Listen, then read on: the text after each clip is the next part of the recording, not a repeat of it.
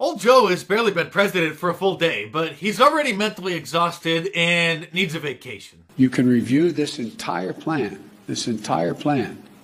by going to whitehouse.gov.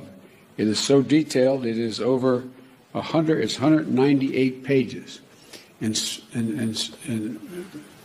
complete detail what we're going to do. What you're going to do is exactly the same thing the Trump administration did distributing the vaccine, only you're going to take credit for it. And when old Joe was asked about that, he got a little upset. Is that high enough? Shouldn't you set the bar higher? That's basically where the U.S. is right now. When I announced it, you all said it's not possible. Come on, give me a break, man. Come on, you guys. Mr. President, good start. 100 minutes. Thank you. Wrong again, Joe. When President Trump announced it, the media said it was impossible, but the distribution of the vaccine has been tracking to reach 100 million people in the next 100 days before you even took office. And the reporter wanted to know if you had a better plan, and obviously you don't. With the new administration comes a new White House press secretary, Jen Psaki, who demonstrated that she's not even qualified to be a greeter at Walmart, let alone answer questions from reporters. Why weren't President Biden and all members of the Biden family masked at all times on federal lands last night if he signed an executive order that mandates masks on federal lands at all times? At the inaugural... At the Lincoln Memorial, yes.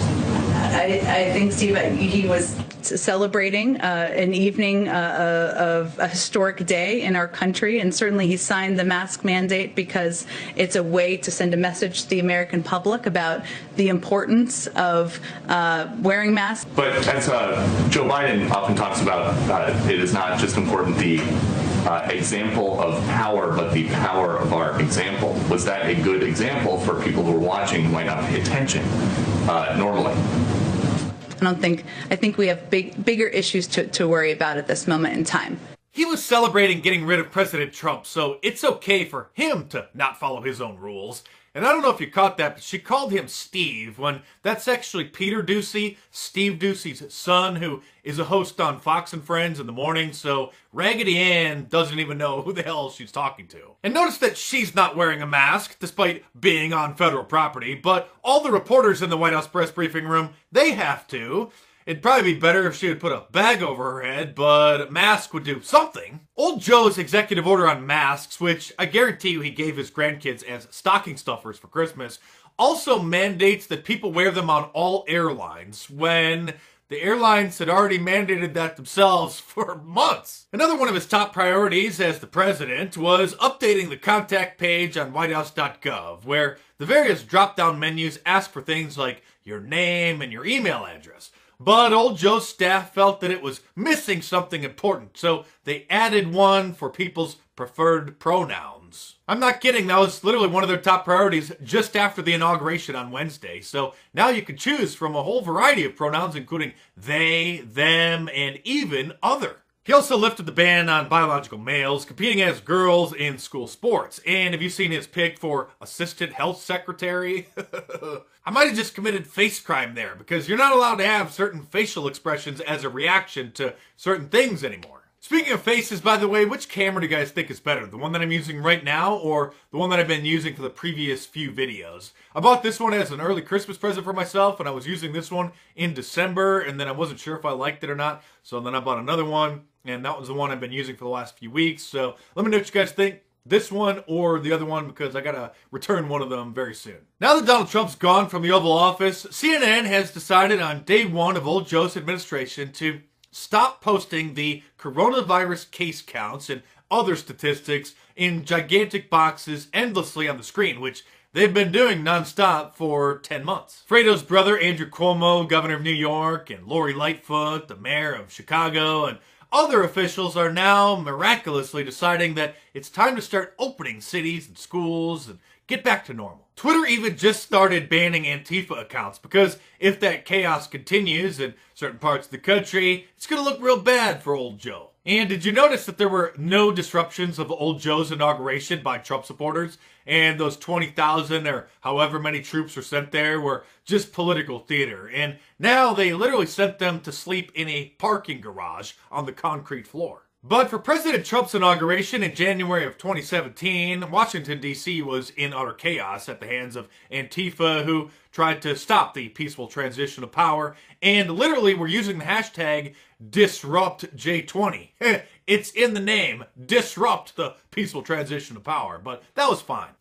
Your journey requires Liberty Mutual.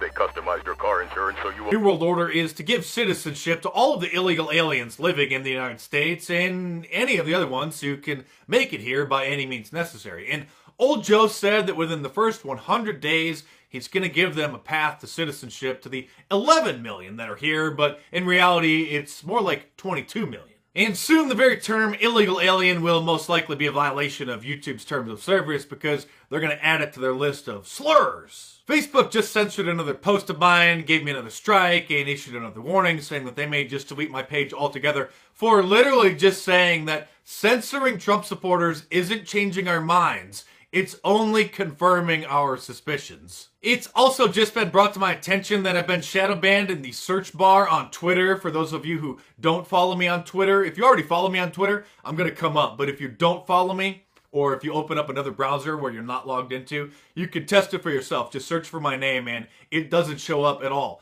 Even some fan accounts show up that have like a variation of my name, but my account doesn't show up at all because they don't want new people to come and actually follow me. It looks like I'm just not on Twitter at all. So if you're going to follow me, you have to go to twitter.com/MarkDice. And for now, the account still shows up, but I wouldn't be surprised if they, at a bare minimum, unverify my account, which they announced they're going to start doing very soon, or just completely ban me altogether. Which is why you should sign up for Gab. Just go to gab.com. They're not in the App Store. They were already kicked out. And follow me there. Also on MeWe.com, which is sort of a Facebook alternative. So Gab is the Twitter alternative, MeWe is the Facebook alternative, and Rumble is the YouTube alternative. So definitely open accounts there and follow me on all of those platforms.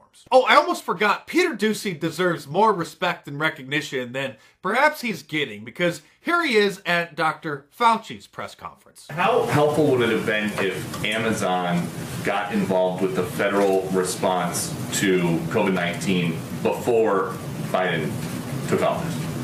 And do you know about any plans or discussions ahead of yesterday? No, I don't think I could answer that question. I'd be waving my hands about that, sorry.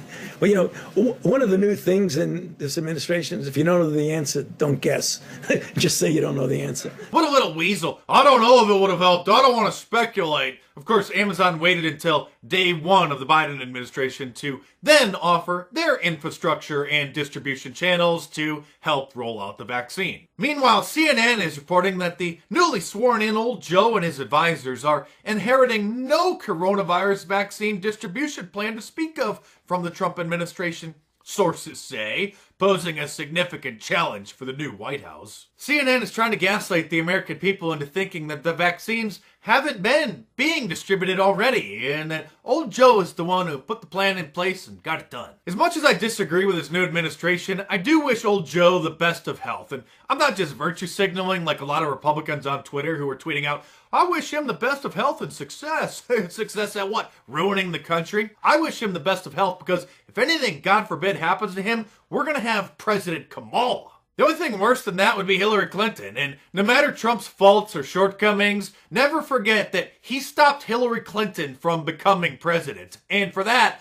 we should all be eternally thankful. And it's in his honor that I'm doing another print run of my limited edition Trump Shiny Silver Silhouette shirt and the red MAGA Country shirt. These are the ones that glimmer in the light because they're printed with a special reflective foil paint. So be sure to get your orders in. I was going to do the final print run on Wednesday, but I decided to extend it through Sunday. So be sure to get them in as soon as possible. If those aren't your style, then it still might be time to get one of my classic Abraham Lincoln Trump shirts, the Ronald Reagan Trump shirt, the JFK Trump shirt, or any of my awesome designs while you still can. So head on over to my online store at markdice.com or click the link in the description below and check them out.